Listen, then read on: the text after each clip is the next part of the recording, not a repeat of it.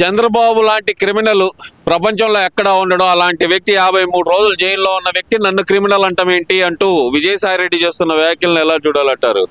ఎవరు క్రిమినల్, ఎవరిది, ఏం మాట్లాడుతున్నారు మీరు? మరి 5 సంవత్సరాలు మరి ఈ కేసులన్నీ మరి పెట్టినప్పుడు మరి అన్ని క్రిమినల్ అయితేనే పెట్టారా మీరు? అన్ని ఇదైతేనే పెట్టారా మీరు? ఎవరు క్రిమినల్, ఎవరు క్రిమినల్లో తెలుస్తుంది కదా తొందరగా.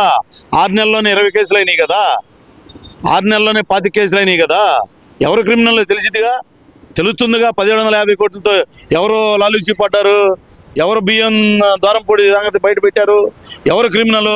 విజయసాయి రెడ్డికి మాట్లాడటం చేత అసలు వాళ్ళ ఎవరు ఏ నాయకులు చేత వాళ్ళకి వాళ్ళ అల్లుడు శరత్చంద్రారెడ్డి ఈ బినామీ అని చెప్పి ఇవాళ అల్లుడు విజయసాయి రెడ్డి మాట్లాడతాడా? ఏమో అర్థం కావట్లేదు మీకు కూడా. అంటే మొన్నటి వరకు జగన్మోహన్ రెడ్డి కేసుల్లోనే ఏటూగా ఉన్న విజయసాయి రెడ్డి మరి ఈ రోజు కాకినాడ పోర్టు కేసుల్లో ఏదైతే కేవీ రావు గారు పెట్టారో దాంట్లో కూడా ఏటూగా జాయిన్ అయ్యారు. ఎలా చూడాలంటారు దీన్ని? వాళ్ళకి జాయిన్ అవ్వటం పెద్ద ఇది ఫీల్ అవ్వట్లేదు. ఇప్పుడు నా బోటాడి మీదో నీ బోటాడి మీదో లేకపోతే ఇంకోళ్ళ మీదో కేసు పెడితే మనం ఫీల్ అవుతాం, బాధపడతాం. వాళ్ళకి ఆ ఫీలింగ్ లేదు కదా, ఇదే లేదు వాళ్ళకి. వాళ్ళు బాధపడతారని నేను అనుకోవట్లా, వాళ్ళు అచీవ్మెంట్గా ఫీల్ అవుతున్నారు. అంటే ప్రతి దాంట్లో కూడా ఏటూనే అనుకోవాలంటారు ఆయన. మరి అచీవ్మెంట్గా ఫీల్ అవుతున్నాడు, అది ఫీల్ అవుతున్నాడు. మరి మనం ఏం చేస్తాం? ఇప్పుడు బాబు గారు 53 రోజులు జైల్లో ఉంటే రాష్ట్రాలు దేశాలు ఇచ్చేసినాయి. మరి వాళ్ళకి ఒక దేశం ఒక రాష్ట్రం ఈ రాష్ట్రంలో చేశారని చెప్పించండి, ఈ రాష్ట్రంలో జరిగిందని చూపించండి. వాళ్ళ మీద A2 కదా, A1 కదా, A3 కదా, A4 కదా. మరి దాని మీద చూపించేదన్నా ఎవడన్నా ధర్నా చేశాడేమో. వాళ్ళకి అది అచీవ్మెంట్గా ఫీల్ అవుతున్నారు. మనకి ఏదైనా కేసు పెడితే అమ్మ కేసు ఉంది, అది ఉంది, ఇది ఉంది అని మనం ఫీల్ అవుతాం. వాళ్ళు అది ఫీల్ అవట్లే, అచీవ్మెంట్గా ఫీల్ అవుతున్నారు. నా మీద కేసు పెట్టారు, నా పరువు పోయింది, నా పరువు పోయేటట్టు ప్రవర్తించారు వీళ్ళ మీద డిఫర్మేషన్ సూట్ వేస్తాను నేను కేవీ రావు మీద, అలాగే చంద్రబాబు నాయుడు గారి మీద అంటున్నారు. ఇక్కడ చంద్రబాబు నాయుడు గారు ఏమన్నా కేసు పెట్టారా, లేదంటే సిఐడి చూస్తుంది అనుకోవచ్చు అంటారా దీన్ని? ఇప్పుడు కేవీ రావు వెళ్ళి కేసు పెట్టాడా, లేదా చంద్రబాబు పిలిచి కేసు పెట్టించాడా? పిలిచి పెట్టించాడు అంటున్నారు. పెట్టించాడని చెబుతారు వాళ్ళు. కేవీ రావుకి ఇబ్బంది కలిగింది కాబట్టి వెళ్ళి కేసు పెట్టాడు. నువ్వో నేను చెబితే పెట్టరు. అది కొన్ని వేల కోట్ల రూపాయల ఆస్తికి సంబంధించిన వ్యవహారం. ఎవడు వదిలిపెడతాడు? ఎవడన్నా నీ ఇంటి పక్కన గజం వదిలిపెట్టి ఇల్లు కట్టుకుంటా అంటే ఊరుకుంటారా? అట్టనే ఎవడు డబ్బులకి ఎవడు బాధ్యుడు కాదు.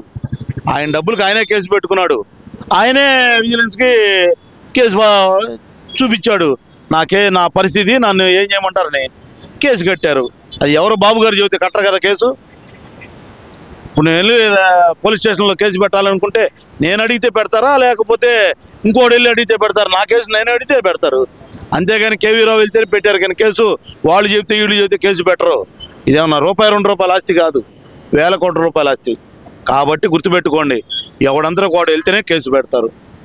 ఏమన్నా మీలాగా ఈ షేర్ చేస్తేనో తోలు చేస్తేనో లోపల వేసిన క్యారెక్టర్ కాదు బాబు గారిది. అట్ట వేసేటట్టయితే వచ్చిన 6 నెలలు అయింది, ఈ పాటికి మీ అందరం లోపల వేయాలి బాబు గారు. ఆ క్యారెక్టర్ కాదు బాబు గారిది. రాష్ట్రం అభివృద్ధి చెందాలనే చెబుతున్నారు బాబు గారు. మిగిలింది ఆయన ఏం ఆలోచించడు మీలాంటి వాళ్ళ గురించి, మీ చెత్త గురించి. ఒక రాష్ట్రానికి ప్రాతినిధ్యం వహిస్తున్న ముఖ్యమంత్రిని ఉద్దేశించి ఒక రాష్ట్రంలో ప్రజాప్రతినిధుల చేత ఎన్నుకోబడిన ఎంపీ, రాజ్యసభ ఎంపీ వాడుతున్న భాష ఎలా చూడాలంటారు? ఆ భాషని వాళ్ళకి భాష వచ్చని ఎవరు చెప్పారు? ఏదో టైం బాగుండి రాజ్యసభ వచ్చింది అంతేగాని అలాంటి వాళ్ళు రాజ్యసభ రావటం కూడా పెద్ద నేనైతే అచీవ్మెంట్గా ఫీల్ అవ్వట్లా. అతని భాష, అతను వాడే వ్యవహారం, అతని వ్యవహార శైలి, అతను మన రాజ్యసభగా అంటే అచీవ్మెంట్గా నేను ఫీల్ అవ్వట్లా. రాజ్యసభ అంటే ఒక గౌరవం, గుర్తింపు, పెద్దల సభ, ఒక గుర్తింపుతో ఉండాలి. అంతేగాని ఏది పడితే అది మాట్లాడి, నేను చిన్నపిల్లలు మాట్లాడినట్టు, లేబర్ వాళ్ళు మాట్లాడినట్టు, రోడ్డు పక్క వాళ్ళు మాట్లాడినట్టు మాట్లాడితే అతను రాజ్యసభకు ఇచ్చే ఉపయోగం ఏమైనా ఉందా? నేను ప్రజాప్రతినిధిని, నా మీద అసలు లుకౌట్ నోటీస్ ఎలా జారీ చేస్తారు? ఆల్రెడీ నా మీద 22 కేసులు ఉన్నాయి కదా, ఆ సంగతి తెలియదా చంద్రబాబు నాయుడికి?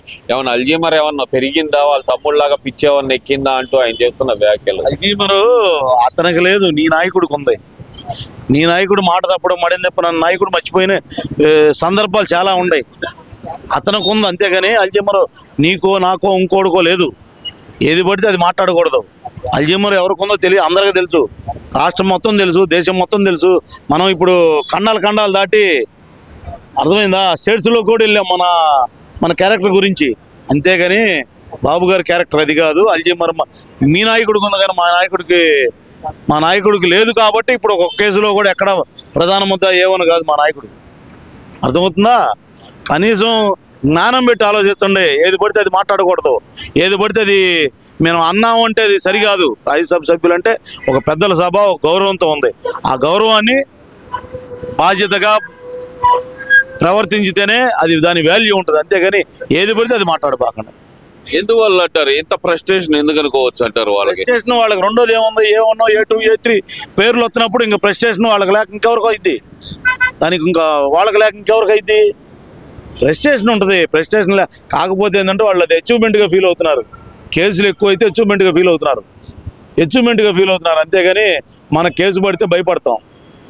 మాకు 41 3 సార్లు ఇచ్చారు, మేము భయపడ్డాం. దాన్ని వెళ్ళి స్టేషన్కి వెళ్ళి వివరం చెప్పుకున్నాం. వాళ్ళకి A1 A2 అయితే అచీవ్మెంట్గా ఫీల్ అవుతున్నారు. అర్థం చేసుకోండి. దాని గురించి ఏం ఆలోచించాల్సిన పని లేదు. అచీవ్మెంట్ అంటే ఇక దానికి ఇంకా మనం దానికి చెప్పగలిగింది కాదు. అది వాళ్ళ క్యారెక్టర్. అది వైసీపీలో ప్రతి ఒక్కళ్ళు అలానే ఉంటారు. వాళ్ళు అలా ఉండబట్టే ఆ నాయకుడు అలా వాళ్ళని గౌరవిస్తున్నాడు. బెదిరించు లాక్కో ఎలా చూడాలంటారు అసలు? ఆ సామాన్యుల భూముల దగ్గర నుంచి రామానాయుడు స్టూడియో వరకు ఏంటి ఇది అసలు? ఈ దారుణాలు ఏమనుకోవచ్చు అంటారు? ఒక స్టూడియో అయింది, ఒక ఇది అయింది. ఆగండి, ఇంకా చాలా ఉండయి. మీరు ఇంకా 5 నెలల్లో ఇంకా ఏమన్నా వస్తాయి? వస్తనే తీయొద్దా? అధికారులు తీయాలా? అధికారులు గవర్నమెంట్ వచ్చిన తర్వాత 2 నెలలు పనిచేయాలా? మనకి మారాలా? వాళ్ళ మీద ఎంక్వైరీ చేయాలా? తొందరపడితే ఎట్ట అయింది? పెద్ద పెద్ద కేసులు, ఇవి చిన్న చిన్న కేసులు కాదు. ఏదో జేబు దొంగ కేసులో, ఏదో మర్డర్ కేసులో కాదు. ఇవి వైట్ కాలర్ నేరం అంటారు. వీటిని వైట్ కాలర్ నేరం అంటారు. వైట్ కాలర్ నేరం అంత తొందరగా రుజువు కాదు. చాలా ఉంది. విచారణ చేస్తేనే 1750 కోట్లు మనం చెప్పాలి, అమెరికా చెప్పింది. మనం చెప్పాలి. అది కూడా శుద్ధపోస అనేది చెబుతారులే ఎవరు కోడే. గురి కింద కూడా ముట్టి కింద నలుపు తెలియదు అంట. నేను బ్రహ్మాండంగా ఉన్నాను, నన్ను చూడండి అంటదంట. దాని ముట్టి కింద నలుపు తిప్పితే కానీ తెలియదు. అట్లానే నేను అమాయకుడిని, నా మీద లేని పని ఆరోపణలు చేస్తున్నారు. అమాయకుడు అయితే అమెరికా ఏమన్నా పిచ్చిదే అయింది ఏమన్నా? మ్యానిపులేట్ చేశారంటగా. అంటే అదేలే. ఇప్పుడు కొత్తగా మళ్ళీ కొమ్మినేని శ్రీనివాస్ మధ్యలో పోయి ఎడిపోయాడో తెలియదు. కొమ్మినేని శ్రీనివాస్ అనేవాడు తెలియదు. కొత్తగా మళ్ళీ కనపడుతున్నాడు అంతే. అంతకంటే ఏమీ లేదు. కొమ్మినేని శ్రీనివాస్ చెప్పినా, ఎల్ఐ చెప్పినా, పుల్లయ్య చెప్పినా ఎఫ్ఐఆర్ మెయింటైన్ చేయటం అంటే అది మరి దేశానికి ప్రమాదకర స్థాయిలోనే మీరు మాట్లాడుతున్నారు. అది తప్పది. ఎవరు మెయింటైన్ ఎవరు చేస్తే కేసులు బయటికి రావు. గుర్తుపెట్టుకోండి. ఏది పడితే అది మాట్లాడకూడదు. అమెరికా గురించి కూడా వాళ్ళకు ఒక వ్యవస్థ ఉంది. వ్యవస్థను బట్టే పోతారు. మనలాగా నీలాగా ఈ రోడ్డు అమ్మట జరిగే వ్యవస్థ కాదు. అది చాలా సీరియస్ తోటి, చాలా కంటెంట్ తోటి బయటకు వచ్చింది 1750 కోట్లు. గుర్తుపెట్టుకోండి. విజయసాయి రెడ్డి ఎలా మాట్లాడినా A1కి A2కి ఆ వాల్యూలు లేవు. మీరు వాళ్ళు అది అచీవ్మెంట్గా ఫీల్ అవుతున్నారు కానీ వాళ్ళు అది మా మీద A2 పడింది, A1 పడింది ఏమీ లేదు. వాళ్ళకి డబ్బే ముఖ్యం. డబ్బేనే ఏదైనా చేస్తారు. డబ్బుతోటే అన్నీ చేయొచ్చు అని అనుకుంటారు. అది కుదరదు. వ్యవస్థలో డబ్బుతోటి ఏది నడవదు. అంతా విలువలతోటి బతికేవాడే నాయకుడు అవుతాడు. గుర్తుపెట్టుకోండి. అందువల్లే 53 రోజులు చంద్రబాబు గారు అరెస్ట్ అయితే రాష్ట్రాలు, దేశాలు ఖండాలు దాటి మాట చెప్పారు. అందరూ ప్రతి ఒక్కళ్ళు నిరసన వ్యక్తం చేశారు. అది బాబు గారు. అందువల్ల వాల్యూల గురించి చెబుతున్నా. మీకు వాల్యూలు లేవు, బాబు గారికి వాల్యూలు ఉన్నాయి. ఒకటే మాట.